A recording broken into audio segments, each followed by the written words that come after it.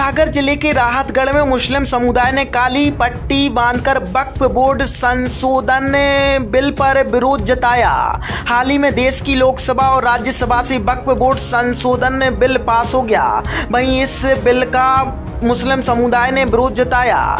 सागर जिले के राहतगढ़ में मुस्लिम समुदाय ने उन सभी मस्जिदों में जिन मस्जिदों में जुमा होता है, जुमे की नमाज के बाद बिल के विरोध में हाथों में काली पट्टी बांधकर जुमे की नमाज के लिए मस्जिद पहुंचे, जहां नमाज अदा की। इसके बाद मस्जिद के बाहर इकट्ठे होकर केंद्र सरकार के वक्फ बोर्ड संशोधन बिल का शांतिपूर्वक तरीके से विरोध किया। इस दौरान सभी ने हाथ उठाकर एक आवाज में बिल को वापस लेने की मांग की। इस दौरान मुस्लिम धर्म गुरुओं ने कहा कि अगर बिल वापस नहीं लिया गया तो जमीयत उलमा हिंद और मुस्लिम पर्सनल लॉ बोर्ड की निगरानी में बड़े स्तर पर आंदोलन कर प्रदर्शन करेंगे।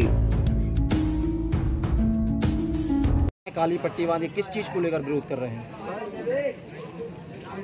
संसद में जो वक्फ बिल पास किया जा रहा है उसका हम सभी मुस्लिम समाज के लोग विरोध करते हैं, क्योंकि यदि वक्फ बिल पास हो जाएगा तो हमारे मुस्लिम समाज की जो वक्फ संपत्तियां हैं उन पर से अधिकार हट जाएगा और मुस्लिम समाज के लोगों के लिए बहुत ही परेशानी होगी, क्योंकि ये वक्फ जो संपत्तियां हैं, हमारे पूर्वजों ने जो संपत्तियां दान में दी हैं वो हमारी पूर्वजों की संपत्तियां हैं, जिसको कि वक्फ बिल के माध्यम से छीनने का प्रयास किया जा रहा है। इसका विरोध हम मुस्लिम समाज के सभी लोग कर रहे हैं और इसी तारतम्य में हम सभी मुस्लिम समाज के लोग काली पट्टी बांधकर शांतिपूर्वक विरोध करते हैं। उसमें क्या संशोधन चाहते हैं आप? वक्फ बिल में क्या संशोधन चाहते हैं? अब संशोधन के बारे में हमारे और भी उलमा हैं, वो बताएंगे। अगर आपकी मांग पूरी नहीं होती है तो आगे क्या करेंगे आप लोग? अगला कदम क्या होगा? अगला कदम क्या होगा? ऊपर से हमारे उलमा हजरात जैसा भी हम लोगों के लिए आदेश करेंगे उस आदेश का हम लोग पालन करेंगे।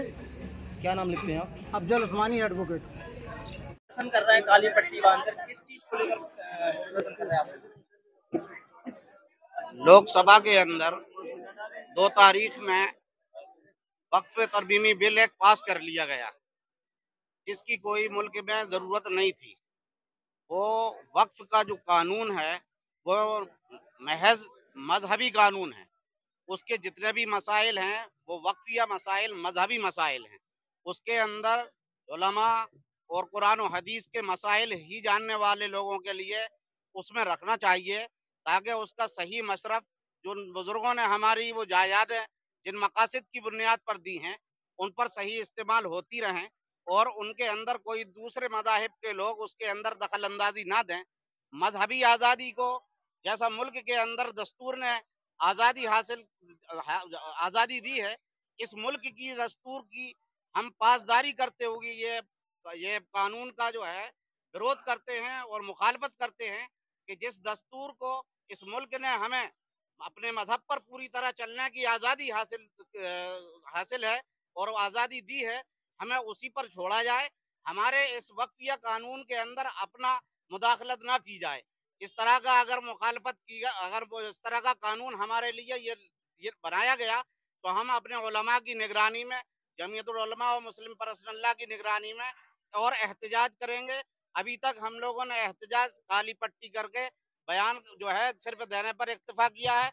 जरूरत पड़ेगी तो रोडों पर आएंगे और जब जैसा हुक्म आएगा तो इस मुखालफत के लिए हम हर कुर्बानी देने के लिए तैयार हैं। कितने खुश हैं इस वक्त से? नाराज हैं, नाखुश है हम लोग। अगर आपकी मांग नहीं मानते, प्रशासन नहीं मानता तो आप आगे क्या करेंगे? आगे हमारे उलमा जैसी गाइडलाइन देंगे, हम उस पर अमल करेंगे और उस पर जिस तरह से एहतजाज करने के लिए रोडों पर बुलाएंगे, रोडों पर आएंगे।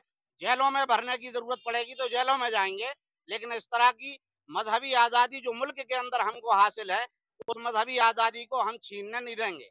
आपका नाम क्या लिखते हैं आप? मेरा नाम मोहम्मद मुस्तफ़ा। मुफ्ती मोहम्मद मुस्तफ़ा साहब।